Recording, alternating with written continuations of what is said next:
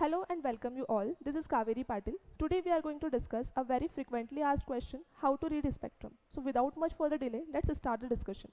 Okay, so starting with the first question, why spectrum? जब भी modern history की बात की जाती है सिविल सर्विसेज एग्जाम के लिए मॉडर्न हिस्ट्री के दो बहुत इंपॉर्टेंट सोर्सेज कंसिडर किए जाते हैं, एक है एनसीईआरटी और दूसरा है स्पेक्ट्रम. स्पेक्ट्रम हमें क्यों पढ़नी चाहिए? ठीक है, इसके अलग अलग रीजंस हैं. जैसे पहला रीज़न है it is suggested by toppers. Toppers इस बुक को सजेस्ट करते हैं. बहुत सारे टॉपर रिसेंटली इस बुक को सजेस्ट कर रहे हैं, तो ये बहुत ही इंपॉर्टेंट बुक है. Second, it covers 50 to 60% of modern history in prelims. ठीक है, प्रीलिम्स में मॉडर्न हिस्ट्री के जो भी क्वेश्चन आते हैं 50 to 60% क्वेश्चन डायरेक्टली स्पेक्ट्रम से आता है.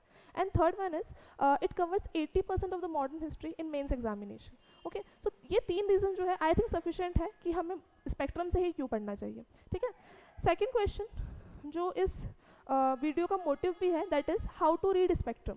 ठीक है, स्पेक्ट्रम कैसे पढ़े? देखो, जब भी हम स्पेक्ट्रम की बात कर रहे हैं, स्पेक्ट्रम जो बुक है वो एक्चुअली दो पार्ट में डिवाइडेड है.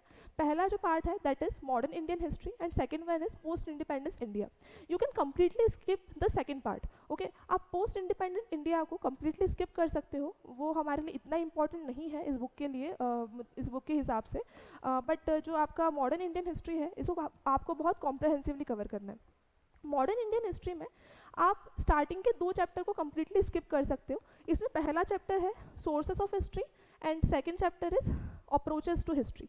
ठीक, तो दो चैप्टर को आपने यहाँ पर एलिमिनेट कर दिया. इसके बाद जो चैप्टर्स हैं उसको आप तीन सेक्शन में डिवाइड करेंगे. ठीक है, तो दूसरा जो सबसे अच्छा अप्रोच है स्पेक्ट्रम को पढ़ने का कि आप जो है जो चैप्टर्स हैं उनको पार्ट्स में डिवाइड कर लीजिए. ओके, सो हम क्या कर सकते हैं, यहाँ पर हमारी जो रिमेनिंग चैप्टर्स हैं उसको तीन पार्ट में डिवाइड हमने कर लिया. पहला जो पार्ट है उसमें हमने यूरोपियन अराइवल, कुछ Anglo Wars, early policies of Britishers और सिविल एंड ट्राइबल रिवॉल्ट को रखा. इसके अंदर आपका रिवॉल्ट ऑफ 1857 भी आ जाएगा. तो ये जो बेसिकली टॉपिक्स हैं ये एक दूसरे से इंटर रिलेटेड है. तो आपने एक ग्रुप बना लिया चैप्टर्स का जिसमें इन टॉपिक्स को आपने रखा, जिसको जब भी आप रिविजन भी करेंगे तो ये वाले टॉपिक को आप साथ में पढ़ें. ठीक है, जिससे वो इंटर रिलेटेड होकर आप चीज़ों को अच्छे से समझ पाएंगे. ठीक है, दूसरे पार्ट में आप नेशनलिज्म कम्प्लीटली रख सकते हो, जिसके अंदर आपने मॉडरेट नेशनलिज्म, एक्सट्रीमिस्ट वाला नेशनलिज्म, गांधीयन नेशनलिज्म, इन सब का एक ग्रुप बना लिया. इसमें बहुत सारे नेशनलिस्ट मूवमेंट भी आ जाएंगे, जैसे non cooperation movement, civil disobedience movement, quit India movement, Swadeshi movement, home rule league. ये सब टॉपिक्स आपने नेशनलिज्म वाले में डाल दिए. और एक ग्रुप आपने बना लिया मिसलेनियस का. मिसलेनियस में सोशो रिलीजियस रिफॉर्म मूवमेंट. ठीक है, लीगल एक्ट जो ब्रिटिशर्स ने इंट्रोड्यूस किए हैं, judicial reform movements, police service reform movement, civil services reform movement. ठीक है, कुछ एक्ट ये लेकर आए, फैक्ट्री एक्ट हो गया, टेनेंसी एक्ट हो गया. तो ये एक्ट को आप मिसलेनियस टॉपिक में रख सकते हो. ठीक है, जिसका कुछ ज़्यादा संबंध एक दूसरे से नहीं है. ठीक है, इसमें मैं आपको कुछ फर्दर बताना चाहूँगी. जैसे जब हमने बात की इस पर्टिकुलर टॉपिक की जिसमें आपने नेशनलिज्म के पहले के टॉपिक्स को रखा हुआ है, इसमें आप डिवाइड कर लीजिए कि प्रीलिम्स में क्या पूछा जाएगा और मेंस में क्या पूछा जाएगा. प्रीलिम्स में इस टॉपिक से क्वेश्चन आएंगे. जैसे हमने बात की यूरोपियन अराइवल की, तो यूरोपियन अराइवल जब हुआ तो कुछ वॉर्स ब्रिटिशर्स ने यूरोपियन पावर्स के साथ लड़े, जैसे कार्नेटिक वॉर वगैरह. ठीक है, तो आपको यहाँ पर ट्रीटीज़ के बारे में पूछा जा सकता है कि अगर कोई पर्टिकुलर वॉर हुआ है तो कौन सी ट्रीटी साइन हुई है, किसके बीच में साइन हुई है, किस ईयर में साइन हुई है. तो ये प्रीलिम्स का क्वेश्चन बन सकता है. सेकंड, आपसे पूछा जा सकता है मेन लीडर्स के बारे में, लीडर्स की पर्सनालिटी के बारे में. जैसे जब हम बात कर रहे हैं एंग्लो मराठा वॉर की, एंग्लो मैसूर वॉर की, तो प्रीलिम्स में आपको स्टेटमेंट बेस्ड क्वेश्चन आ सकते हैं बाजीराव टू के बारे में, जो सेकंड एंग्लो मराठा वॉर का पार्ट थे. ठीक है, टीपू सुल्तान के बारे में, हैदर अली के बारे में. तो आपको पर्सनालिटीज से क्वेश्चन आ सकते हैं आपको बेसिकली. तो ये लीडर्स के बारे में. ठीक है, उसके अलावा कुछ बैटल के बारे में, जैसे जैसे कुछ एंग्लो कार्नेटिक वॉर जो हुए उसमें कुछ बैटल्स एसोसिएटेड थे. जैसे थर्ड कार्नेटिक वॉर के अंदर आपका बैटल ऑफ वांडीवाश एसोसिएटेड था, बैटल ऑफ सेंटहोम था. तो ऐसे कुछ बैटल्स जो वॉर के बीच में लड़े जा रहे हैं उनसे आपसे क्वेश्चन पूछे जा सकते हैं. ठीक है, मेंस की जब हम बात करते हैं तो मेंस में आपको पॉलिसीज़ का थोड़ा एक क्रिटिकल एनालिसिस पूछा जा सकता है। फॉर एग्जांपल कि ब्रिटिशर्स की डिप्लोमेटिक पॉलिसीज़ कैसी थी, जिसकी वजह से यहाँ पर रिवॉल्ट्स हुए, ठीक है, क्या कॉजेज़ थे रिवॉल्ट के, तो कॉजेज़ आपको पूछे जा सकते हैं। पॉलिसीज़ आपसे पूछी जा सकती है, जैसे कुछ डिप्लोमेटिक पॉलिसीज़ थी, subsidiary alliance, doctrine of lapse, तो ऐसा। तो आप जब भी टॉपिक को पढ़ रहे हैं आप उसको दो सेक्शन में डिवाइड कीजिए कि प्रीलिम्स में क्या क्वेश्चन आ सकते हैं और मेंस में क्या क्वेश्चन आ सकते हैं। आपके पास जब बुक रखी हुई है तो बुक में आप भले ही वहाँ पर मार्क कर सकते हैं कि ये वाला टॉपिक प्रीलिम्स के हिसाब से इंपॉर्टेंट है और ये वाला टॉपिक मेंस के हिसाब से इंपॉर्टेंट है। जब आप ऐसा करेंगे तो थोड़ा सा आपको ईजी टू अंडरस्टैंड रहेंगी चीज़ें, ठीक है। ऐसे ही हम बात करते हैं नेशनलिज्म की, कि नेशनलिज्म में हमको किस टाइप से क्वेश्चन आएंगे, तो वही हमने किया, वही अप्रोच हम यूज़ कर रहे हैं प्रीलिम्स की और मेंस की।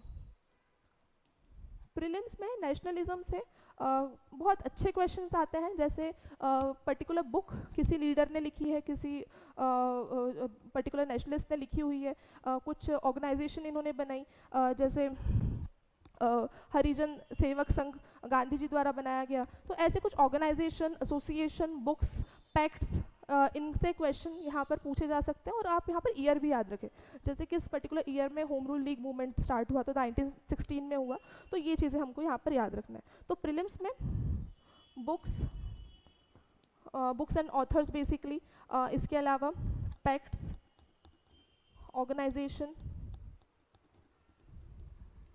इनसे क्वेश्चन पूछे जा सकते हैं। मेंस की अगर हम बात करें तो मेंस में कुछ क्वेश्चंस लीडर से बहुत ज़्यादा पूछे जाते हैं, जैसे अभी रिसेंट का क्वेश्चन है 2023 का, कि रविंद्रनाथ टैगोर और महात्मा गांधी की आइडियोलॉजिकल सिमिलरिटीज़ क्या थी, ठीक है। महात्मा गांधी का और बाल गंगाधर तिलक का भी पूछा गया है, महात्मा गांधी और डॉक्टर भीमराव अम्बेडकर का भी पूछा गया है, और स्पेक्ट्रम में चीज़ों को बहुत अच्छे से कवर किया है, ठीक है। तो क्वेश्चन यहाँ पर लीडर्स एंड पर्सनालिटीज़ से आता है, ठीक है। इसके अलावा कुछ प्रोग्राम्स को आपको पढ़ना है, जैसे constructive programme of Gandhi ji, ठीक है, कैसे moderate, extremist and Gandhian nationalism के बीच में डिफरेंस था, ठीक है। गांधीयन नेशनलिज्म में जो है कुछ ग्रुप्स भी डिवाइड हुए थे, जैसे pro changers, no changers, Swaraj party, socialist wing, तो ऐसे अलग अलग विंग्स के बारे में आप पढ़ें, इनके बारे में आपको मेंस में क्वेश्चन आ सकता है, ठीक है। सो प्रीलिम्स और मेंस को यहाँ पर भी हमने बाइफरकेट कर दिया। इसके अलावा जो हम थर्ड सेक्शन की बात कर रहे हैं, ऐसा नहीं कि आपको मिसलेनियस लिख दिया है तो ये इंपॉर्टेंट नहीं है, ये सबसे इंपॉर्टेंट सेक्शन है। सोशियो रिलीजियस रिफॉर्म एक तरीके से बहुत ही फेवरेट टॉपिक है यूपीएससी का, यहाँ से आपको हर साल एक क्वेश्चन देखने को मिलता है। दूसरा लीगल एक्ट, ठीक है। लीगल एक्ट्स की हम जब बात कर रहे हैं तो हम रेगुलेटिंग एक्ट से लेकर के जो 1947 तक का इंडिपेंडेंस ऑफ इंडिया एक्ट है उस तक की बात कर रहे हैं, तो ये भी काफ़ी इंपॉर्टेंट हमारे लिए हो जाता है, ठीक है। तो ये लीगल एक्ट की जब हम बात करते हैं तो यहाँ पर आप ये इंश्योर कर लें कि आप बहुत अच्छे से पढ़ें, यहाँ से भी हर साल एक क्वेश्चन आपको मिल जाएगा, ठीक है। तो यहाँ पर आप ये समझें कि जब भी हम स्पेक्ट्रम से लीगल एक्ट पढ़ रहे हैं तो आप लक्ष्मीकांत को भी साइड बाय साइड कवर कर सकते हैं, उसमें भी हिस्टोरिकल अंडरपिनिंग्स में ये चैप्टर्स मेंशन्ड है, ओके। सो आप यहाँ पर दोनों अप्रोचेस के साथ दोनों चीज़ों को साथ में पढ़ें, ठीक है। बहुत बार आप जुडिशल रिफॉर्म को, पुलिस रिफॉर्म को, सिविल सर्विसेज रिफॉर्म को, इनको इग्नोर कर देते हो, बट इग्नोर नहीं करना है, ये बहुत ही इंपॉर्टेंट सेक्टर है। तो मैंने जब 3 पार्ट आपको बताए, यूरोपियन अराइवल और जो भी रिलेटेड इवेंट्स थे, वॉर्स, बैटल्स, रिवॉल्ट, ये सब का एक पोर्शन, दूसरा पोर्शन में नेशनलिज्म और थर्ड पोर्शन में मिसलेनियस। इसमें मिसलेनियस का बहुत बड़ा रोल है, बहुत इंपॉर्टेंट टॉपिक्स ये वाले रहने वाले हैं, इनको आप बहुत अच्छे से कवर करें, ठीक है। ये सबसे इंपॉर्टेंट है। ऐसा नहीं है कि प्रीवियस 2 टॉपिक इंपॉर्टेंट नहीं है, नेशनलिज्म भी बहुत इंपॉर्टेंट है और जो आपका अर्ली वॉर्स है वो भी बहुत इंपॉर्टेंट है। एंग्लो वॉर्स से भी हर साल क्वेश्चन बनता है, ठीक है। तो आपको इन चीज़ों को बहुत अच्छे से कवर करना है और कोशिश ये कीजिए कि चीज़ों को रिलेट करके पढ़ें।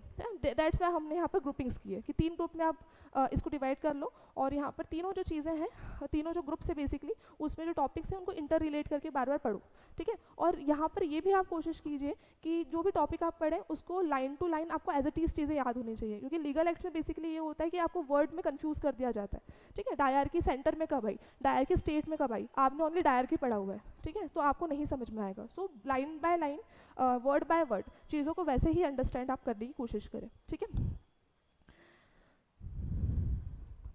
इसके बाद है रिवीजन, ओके। सो रिवीजन कैसे करना है, देखो सिविल सर्विसेज एग्जाम के लिए कोई भी टॉपिक आप पढ़ रहे हो, बस हम हिस्ट्री की बात नहीं कर रहे, किसी भी सब्जेक्ट की अगर आप बात करो तो यहाँ पर आपको एटलीस्ट 3 रिवीजन की नीड होती है, ठीक है, इसके बाद थोड़ा आप कंफर्टेबल हो जाते हैं और रिवीजन बहुत कंफर्टेबली हो जाता है, बट एटलीस्ट 3 बार बुक को ऐसे पढ़ना है आपको जो आप फर्स्ट टाइम पढ़ रहे हो। ठीक है, सो 3 रिवीजन की नीड होती है। यहाँ पर एक क्वेश्चन ये भी आता है कि किस एडिशन को लिया जाए। तो देखो, आप कोई भी एडिशन ले सकते हो बेसिकली, बट सब कोशिश ये करो कि सबसे लेटेस्ट वाला एडिशन आप लो। ठीक है, बट ऐसा कोई ज़रूरी नहीं है, किसी भी एडिशन से आप प्रिपेयर कर सकते हो। ठीक है, तो कोई भी यहाँ पर एडिशन चलेगा। दूसरी चीज़, रिवीजन कितने बार होना चाहिए? रिवीजन होना चाहिए एटलीस्ट 3 टाइम्स। ठीक है, 3 बार आपको एटलीस्ट रिवीजन करना है, 3 बार चीज़ों को बहुत कॉम्प्रहेंसिवली पढ़ना है। ठीक है, रीड आपको बिल्कुल line to line, line by line करना है। उसके बाद फिर जो है आप कंफर्टेबल उस पर्टिकुलर टॉपिक के साथ हो जाओगे। और इसके अलावा रिवीजन की हम बात कर रहे हैं ना, तो रिवीजन में आप ये समझना कि प्रीलिम्स में कैसे करना है और मेंस में कैसे करना है। प्रीलिम्स का जो रिवीजन है, यहाँ पर आप ये कर लो कि बुक जो है उसमें कोई भी टॉपिक अगर आप पढ़ रहे हो, जैसे कि आपने बैटल ऑफ बक्सर पढ़ा हुआ है, तो बैटल ऑफ बक्सर के साइड में आप थोड़ा फ्लो चार्ट में इवेंट्स को वहीं पर लिख लो। ठीक है, इसके साथ साथ आपको वहाँ पर समरी भी मिलती है।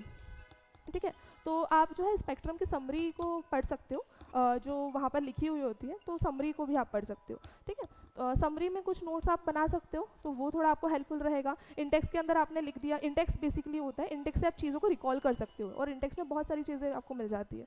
ठीक है, तो इंडेक्स वाला पोर्शन हो गया, समरी वाला पोर्शन हो गया, तो ये जो है आपके लिए काफ़ी हेल्पफुल रहेगा प्रीलिम्स के रिवीजन के लिए। मेंस के रिवीजन के लिए आप नोट्स बना सकते हो। ठीक है, थोड़ा सा क्वेश्चन जब टॉपिक जब लिखा हुआ है, तो आप यहाँ पर साइड में लिख सकते हो कि यहाँ पर अगर मेंस के क्वेश्चन फ्रेम आउट होंगे तो कितने कितने डायमेंशन होंगे। ठीक है, तो मेंस के क्वेश्चंस में बहुत ज़्यादा डायमेंशन नहीं होते, political, economical, social, religious, diplomatic, ये एंगल वो बेसिकली पूछता है। तो इन चीज़ों को आप वहाँ पर मार्क कर लो, और उसको बार बार उन टॉपिक को उस एंगल से देखो जो डायमेंशन आपने बनाया है। Okay, so this was the lecture. I hope ये आपको समझ में आया होगा। सो स्पेक्ट्रम जो है आप इस तरीके से कवर करें, और याद से आप ग्रुप्स में बिल्कुल आप स्पेक्ट्रम वाली बुक को डिवाइड कर लीजिएगा। और इसके साथ साथ जैसे मैंने आपको टेक्निक बताई है, वैसे अगर आप करेंगे तो स्पेक्ट्रम को पढ़ना आपके लिए बहुत ईजी हो जाएगा। So thank you for watching.